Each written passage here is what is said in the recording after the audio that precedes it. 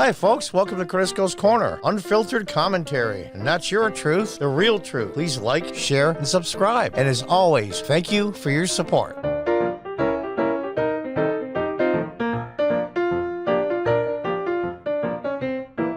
Hi, folks. Welcome back from timcast.com. This is great news. Absolutely great news. I can't even tell you how great this is. It's just the beginning, I hope. Judge orders New York Times to return all documents to Project Veritas. A New York judge orders the New York Times to return all documents to Project Veritas and destroy all digital copies and communications. Yeah. See, here's the thing, those of you who don't know. A few weeks back, the FBI, the deep state part of the FBI, not all the FBI is bad, but there's a certain percent that's rogue, that went and seized all the cell phones of reporters and former reporters for Project Veritas, and also raided James O'Keefe's personal apartment, had him stand out in the hallway handcuffed while they went through his computers and his phones. And there was proprietary items in there, i.e., communications between Project Veritas and their attorneys about the lawsuit pending with the New York Times that passed the motion to dismiss and will be going into discovery soon. And then shortly thereafter, someone from the FBI leaked it to the New York Times. All the communications between Project Veritas and their lawyers, leaked it to the individuals they're suing. Even the ACLU, as big a pieces of as they are, said it was wrong. But when you have somebody that hates your guts tell you that you were right and the people that screwed you over were wrong, you know you're right. And they've been publishing these things.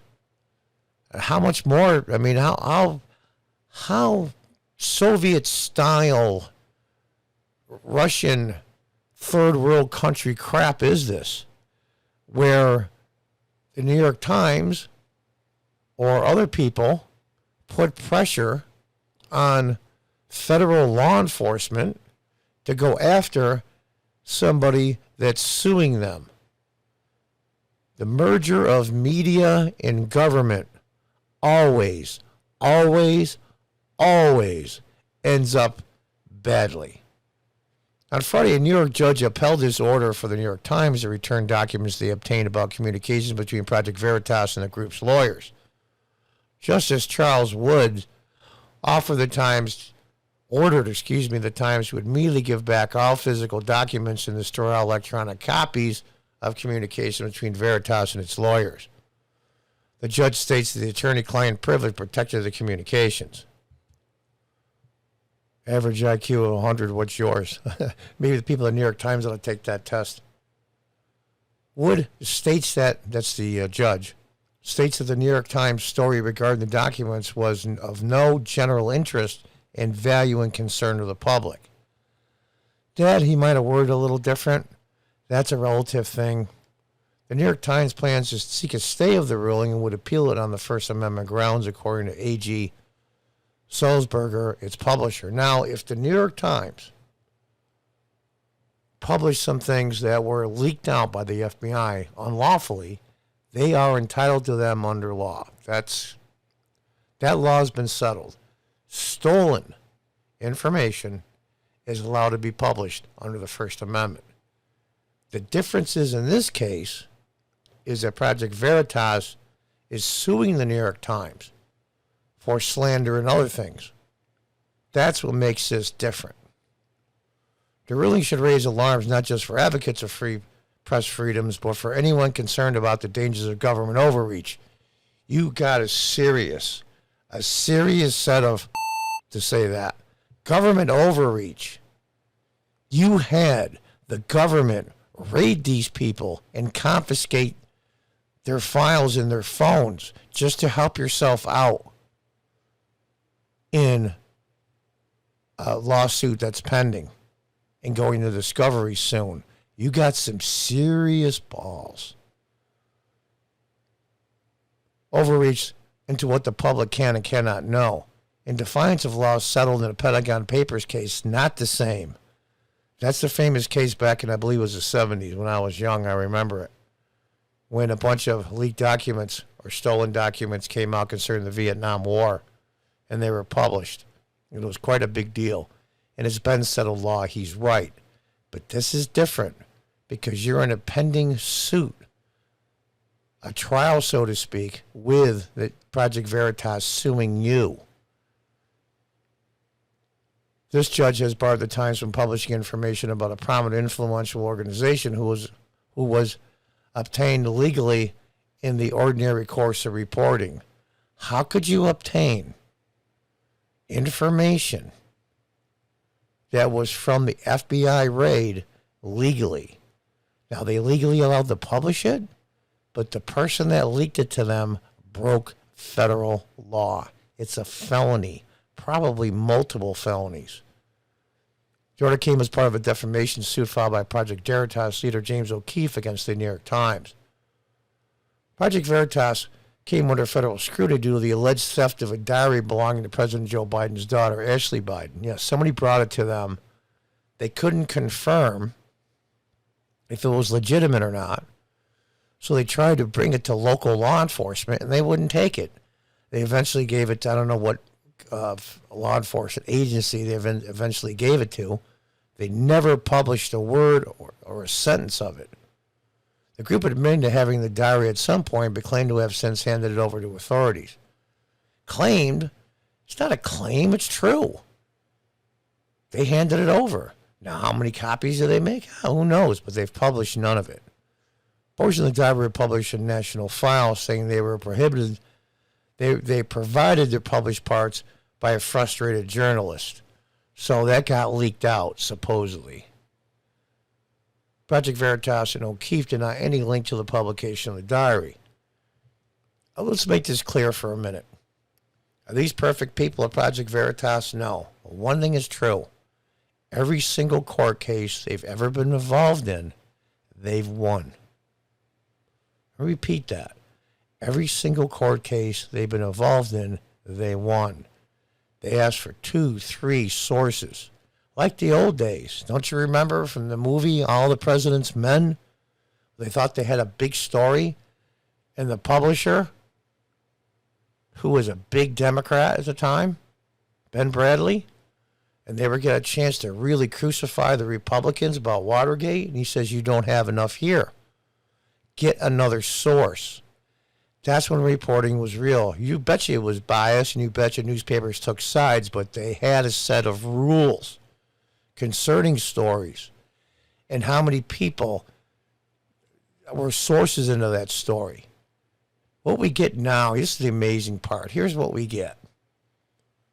We get mainstream media outlets, whether they be newspapers, cable news, websites, the works, print all this crap about somebody or something.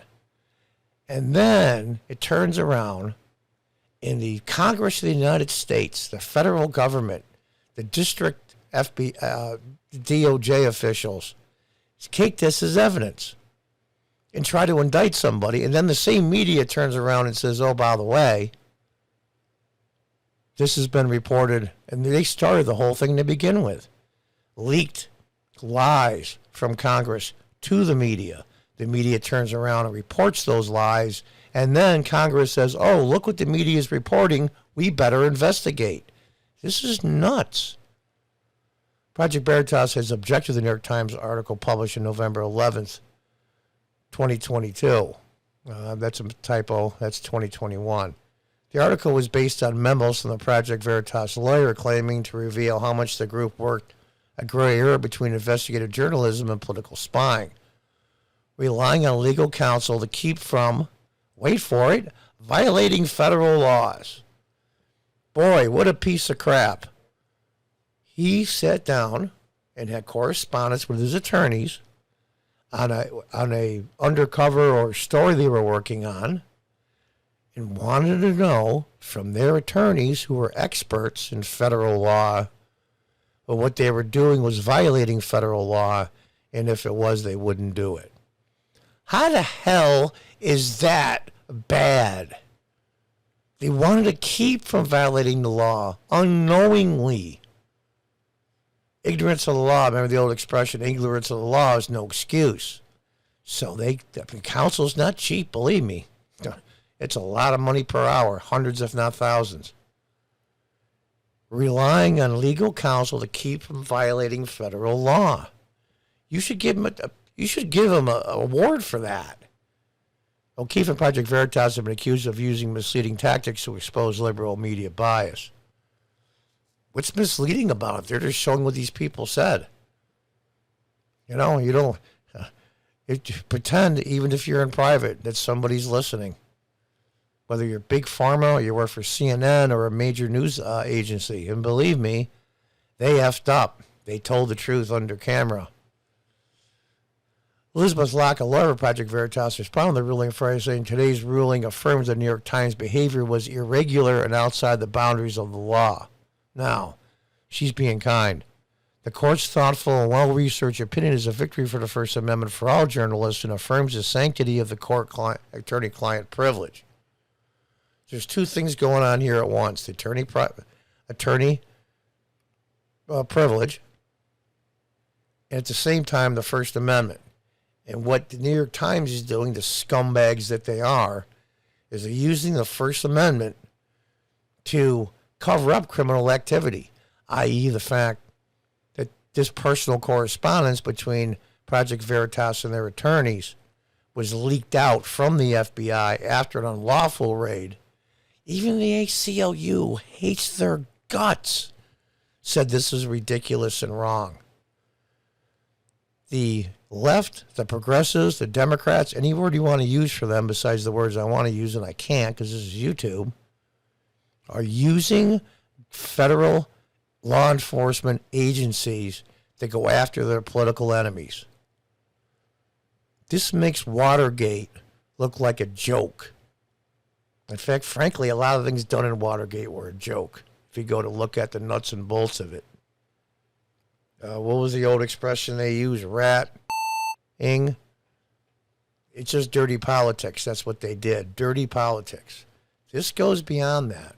Way beyond that. I don't know. Boy, I'll tell you. When journalists are afraid to print the truth, you know this republic is in trouble. But there's guys like O'Keefe and other reporters that will say the truth mostly on media sites, websites, and YouTube channels, if the YouTube doesn't censor them if they watch their words, but there's other places to go, Parler, Rumble, etc. The word is getting out. And conservative media sites, investigative reporters, now have their own websites where you can get this information. And the links are available all over the place. So if you do a little bit of digging, the truth always comes out. So, good for this judge, how much good it will do in the end. But here's one thing, if James O'Keefe, by some slim chance, or somebody that knows James O'Keefe, hears this, do us all a favor. If and when you win this lawsuit and you are awarded monetary damages, do not make the damages undisclosable. Make everyone know how much these morons had to pay. Don't make it so nobody knows how much. Because I think the American people deserve to know how much. Because you are looking out for them at Project Veritas.